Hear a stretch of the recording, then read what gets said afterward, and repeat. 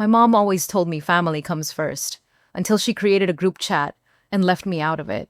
I'm Madison Hale. I'm 32, a UX designer trying to rebuild after a rough divorce. And this is the story of how I found out my own mother tried to vote me out of the family. It happened on a Sunday afternoon. Hot, humid, sticky, the kind of Georgia heat that makes you regret wearing jeans. We were at a family barbecue in my mom's backyard. People were laughing, grilling, playing cornhole, and I was just trying to survive the small talk. I was checking emails for a client presentation I had due Monday.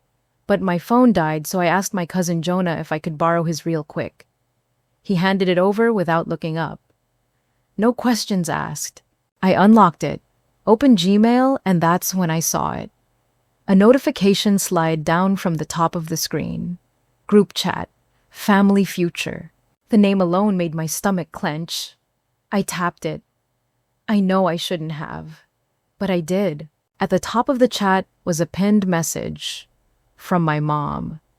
It said, and I'll never forget this, should we consider distancing from Madison?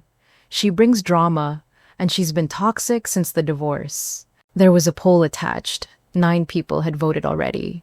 6 of them chose yes. 6 members of my own family voted to cut me off like I was dead weight. I just stared at the screen, not breathing, my hands starting to shake. But it wasn't just the poll. It was what they said underneath it. My mom wrote, "I'm tired of her attitude. We all walk on eggshells around her." Then my sister Clara. Of course, Clara chimed in. "We can't keep enabling her victim complex. She makes everything about her."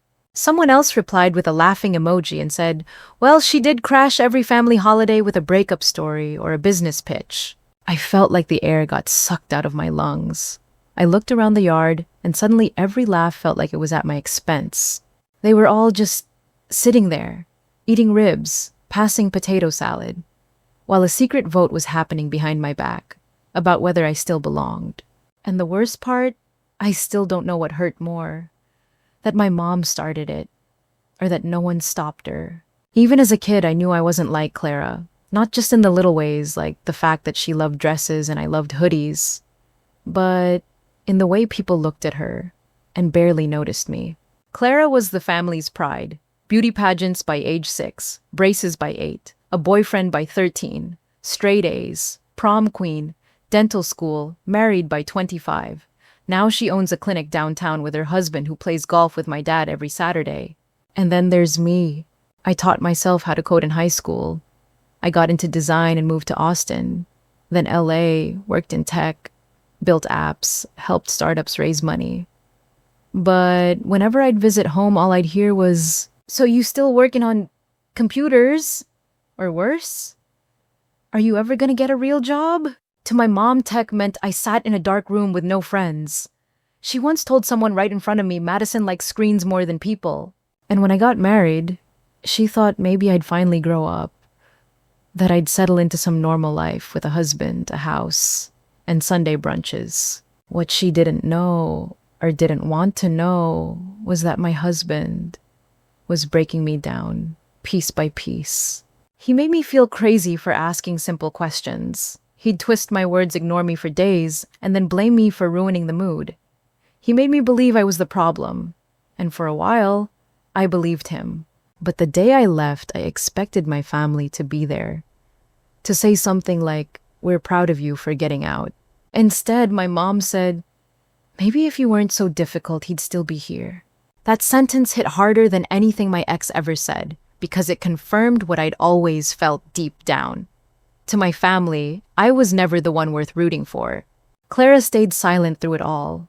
She didn't defend me, didn't ask questions, just nodded along while Mom painted me as emotional and dramatic. Her silence wasn't just indifference, it was agreement. I used to think that if I worked hard enough, made enough money, came home with wins and achievements, that maybe I'd earn their approval. But with every visit, it became clearer. Clara didn't have to prove anything. I was the one always trying to catch up.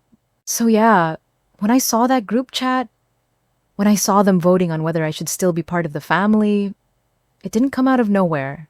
It was just the first time they were honest about how they really saw me. They didn't know I'd seen the messages.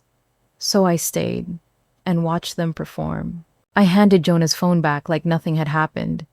He looked at me just for a second, then looked away. I took a deep breath, walked back across the yard, and rejoined the party. Fake smiles, laughter, the clink of ice and sweet tea. But all I could hear was that message playing over in my head. She brings drama. She's toxic since the divorce. I spotted my mom near the grill chatting with Clara and Aunt Trish. They were laughing about something loudly, like they wanted to be heard. As I got closer, I caught a sentence that made my stomach twist. Mom said, "Well, we do need a family boundary plan. I'm done walking on eggshells." Clara added, "Exactly. Some people thrive on chaos, and I'm not entertaining that anymore." Neither of them looked at me. But they didn't have to. I felt like a ghost at my own family's party. A few minutes later, I heard someone behind me ask, "So where's Madison living now?" It was one of my mom's friends, Mrs. Keller, or maybe one of the church ladies. And without missing a beat, my mom laughed and said, "Oh, she's floating, freelancing or whatever. You know, Madison, freelancing or whatever. Like I didn't run 3 concurrent contracts for national brands.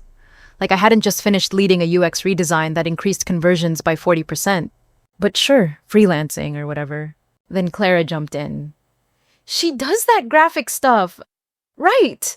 Like Pinterest for pay." The group laughed, and that was the moment I realized I wasn't part of this family anymore. I was their punchline. I stood there holding a paper plate I suddenly couldn't eat from. Ribs, potato salad, deviled eggs, all of it blurred together while my chest burned. Not one person stepped in. Not one person said, "That's too far." Jonah looked at me from across the yard, still didn't say a word. I didn't cry. I didn't scream or storm out. I just quietly slipped away, said I had a call to take, and walked out the side gate. No one followed me. No one even noticed. When I got home, I didn't pour a drink. Didn't put on sad music. I opened my laptop, pulled out my phone, and started gathering every screenshot I could. That group chat, still open on Jonah's device. He'd forgotten to close it. So I emailed the whole thread to myself. The poll, the comments, every little vote, every snide reply, every name that said yes. I saved them all into a folder on my desktop, and I named that folder one word: evidence, because I knew this wasn't just hurt feelings anymore. This was war. A week later, I lost a $7,500 contract. No warning, no negotiation, just an email that said, "After internal discussion, we've decided to go in a different direction." Some concerns were raised about reliability. Reliability. That word hit me like a slap. Because if there's one thing I am, it's reliable. I don't miss deadlines. I don't ghost clients. I show up, I deliver, I over-deliver. So I started digging. And that's when I found the post. It was from my mom's Facebook page. A public post, not private, not friends only. Public, captioned, "When you have to choose peace over pain, sometimes distance is the only answer." And right below that, a full screenshot of the family poll. With my name, right there, Madison. The post had been up for almost 48 hours before I even saw it. It already had likes, comments, shares, and not just from family. Her church group had seen it. And one of the women, probably Sister Denise or someone just as messy, shared it into a local moms group. From there, it spread. Not viral like TikTok viral, but enough to get noticed by the wrong people. I Googled my name, and boom, the top results were still professional LinkedIn, my portfolio, old speaking gigs. But right below that, a thread titled, "Would you work with someone whose family calls them toxic?" And someone had posted screenshots. My mom's post, the poll, even a comment where Clara said, "Some people play the victim so well they forget they're the problem." I felt sick. This wasn't just family drama anymore. This was sabotage. My name was being tied to toxicity and drama in the exact kind of local forums where my clients came from. Small business owners, startups, community orgs. The same people who'd praised me last month were now whispering about me behind closed doors. And the worst part, I hadn't done a damn thing to deserve it. I stared at the screen for a long time. Then I picked up the phone and called Renee. Renee Alvarez has been my best friend since college. She works in digital PR crisis management brand repair reputation defense. Basically, she helps clean up messes. When she answered, she didn't even say hello. She just said, "What happened?" And when I read her the caption of that post, when I told her my own mother aired out her daughter's name like dirty laundry for strangers to dissect, she got quiet, real quiet. Then she said, "Okay, this isn't just mean girl stuff anymore. This is personal and professional defamation. We're going to handle it." I didn't even ask what she meant. I just nodded and said, "Tell me what to do." Because at that point, I wasn't just sad anymore. I was done being silent. Renee didn't hesitate. "We go nuclear," she said. And when Renee says nuclear, she means it. Within an hour, she had already pulled down 3 forum posts, flagged a dozen others, and started drafting what she called a controlled burn response. Not angry, not messy, just enough to remind people I'm not the villain in my family's soap opera. She helped me post a short statement on my portfolio site and LinkedIn. Classy, vague, but clear. It read, "Sometimes the people closest to you are the ones who try to rewrite your story. I'm proud of the work I do, and I stand by my name, my integrity, and my independence. Thank you to the clients and colleagues who continue to support me through it all." We didn't name names, we didn't point fingers, but people knew, and within hours the tone online shifted. Suddenly, a few of those whispers in the comments turned into questions. Like, isn't it a little weird that her mom shared a poll about her own daughter? Or, why is the family doing this publicly instead of privately? It wasn't a full win, but it was a crack in their narrative. While Renee handled the digital cleanup, I started digging through my own receipts. Literally.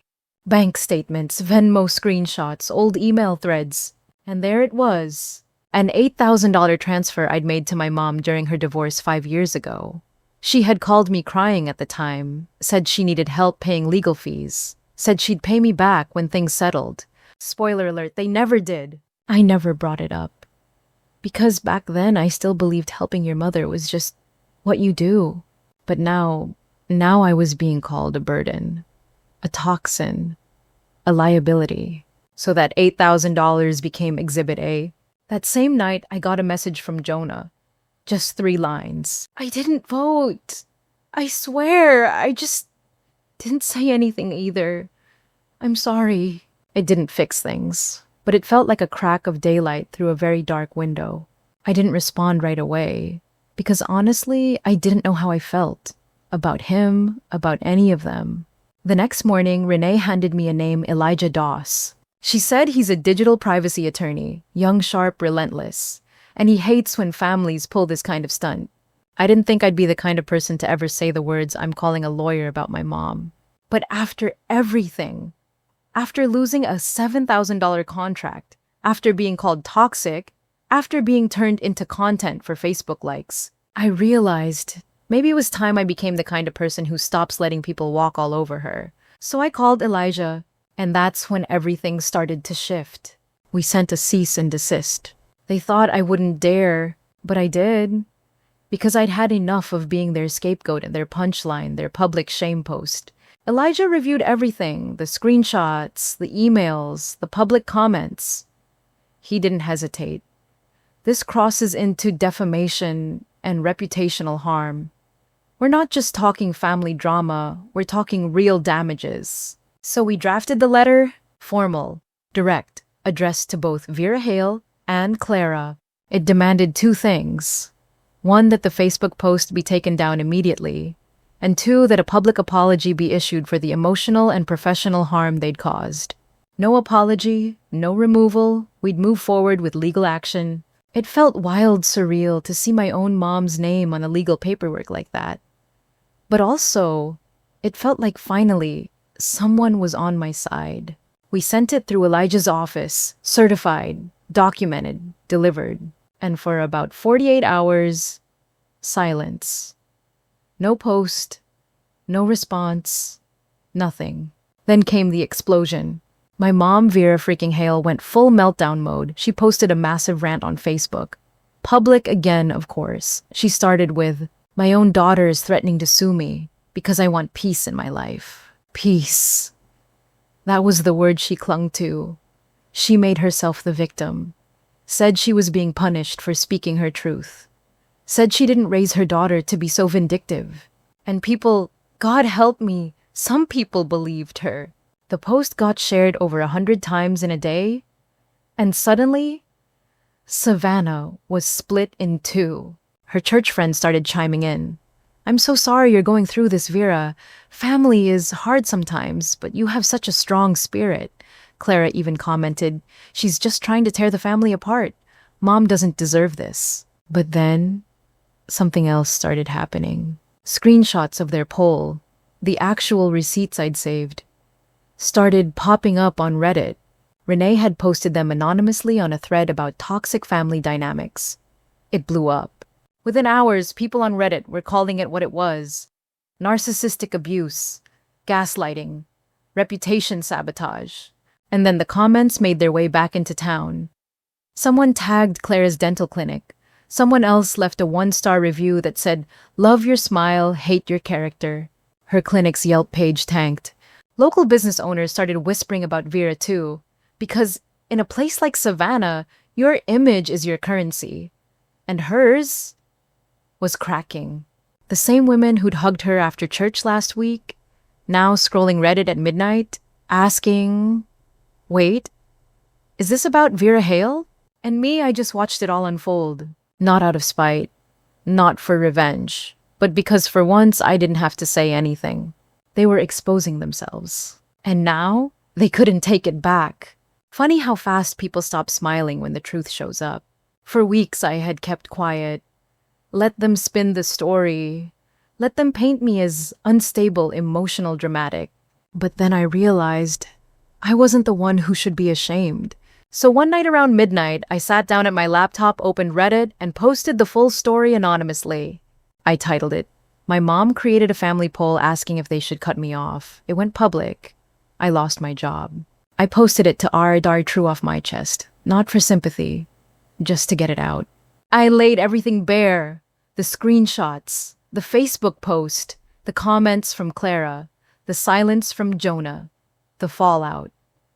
I even included the part about the contract I lost and the lawyer's letter. I hit publish. Then I closed the laptop and went to bed. The next morning, it had 8,000 upvotes. By lunchtime, $35,000. By the end of the second day, over 120,000 people had read my story. The comments, they came in like a tidal wave. "Cut them off, girl. Family doesn't do that. Your mom is a textbook narcissist. I would have sued the whole family, no lie. This isn't just petty. This is calculated abuse." I wasn't just seen, I was understood. And suddenly the shame I'd been carrying started to lift. People weren't mocking me. They were backing me, defending me. And back in Savannah, people were starting to connect the dots. A few friends sent me screenshots of a Facebook thread that read, "Y'all think that Reddit post is about Clara's family." Someone else replied, "Well, Vera did post that weird thing about choosing peace last month." Even a radio show picked it up.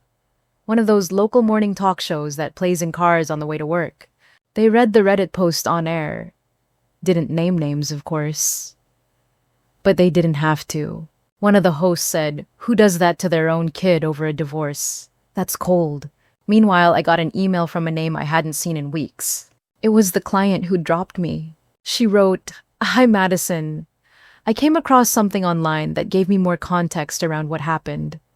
I want to apologize for the way we ended things.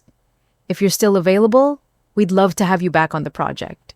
I just sat there staring at the screen, not because I was shocked, but because for once, someone saw through the noise. I said yes. Not just because I needed the work, though I did, but because I needed that win.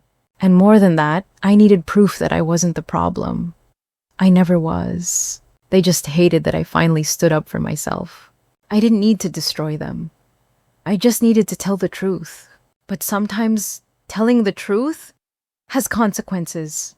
See, what my family didn't know, what they'd clearly forgotten, is that I've always played the long game. Years ago, I helped a friend open a cafe downtown. It was small, cozy, great pastries, even better coffee. And when they were just getting started, I invested. Quietly. No fanfare. 20% ownership. My mom used to brag about that place. Told her church friends she loved supporting local businesses. Took all her meetings there. Posted pictures of her chai lattes like she was single-handedly keeping them in business. She had no idea I was one of the owners. So when everything went down the post, the poll, the lies, I called my friend. Told him I was ready to sell my shares, and I already had a buyer lined up, one of the cafe's biggest competitors, who'd been trying to break into our side of town for years. Within 2 weeks, the deal was done, paperwork signed, ownership transferred, and with that came a change in supply contracts.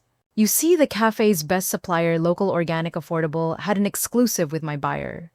So when I sold the contract, went with it. Overnight, the cafe's costs spiked, quality dropped. Customers noticed. So did Vera. She stopped tagging them in her posts, stopped bringing her friends, and suddenly all that public support she'd been bragging about gone. Quietly, effortlessly, without a single word exchanged between us. A week later, Clara emailed me. The subject line, "We need to talk." The message, "Things have gotten out of hand. I think we should sit down and figure this out." Face to face. I stared at it for a long time. And then I typed the only reply I had left. "No, you've said enough." Because she had. They all had. And for once, I was done listening. This wasn't about revenge.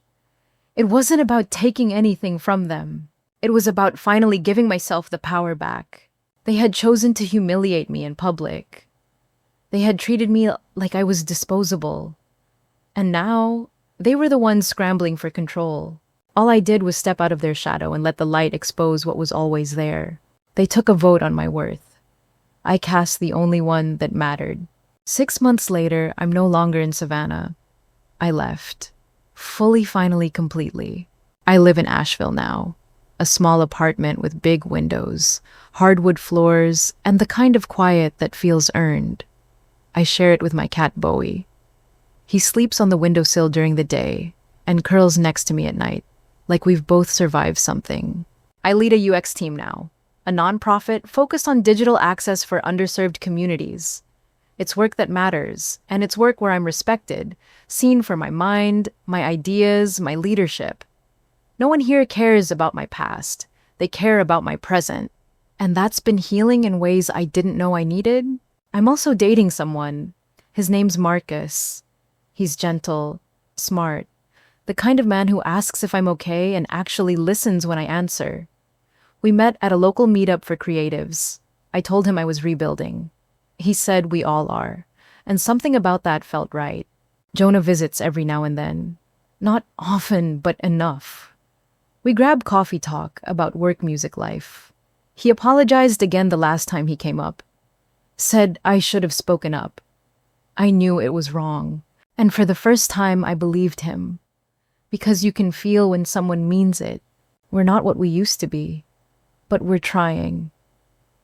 And that's more than I can say for the rest of them. My mom still hasn't reached out. Neither has Clara, and honestly, I hope they don't. Because I don't need an apology they'd only give to save face. I don't want peace that costs me my dignity. I used to think family was forever. Now I know better. Family is who shows up when it's hard. Family is who protects your name when you're not in the room. Family is who sees your growth and doesn't try to shrink it. I didn't get that from the people who raised me. But I've built it for myself through friends, through clients, through every step forward I took alone. So if you've ever felt like your own blood turned their back on you if they tried to vote you out of your own story, let me say this. You don't need their permission to exist. You don't need their approval to thrive. You vote yourself in permanently, and you don't look back.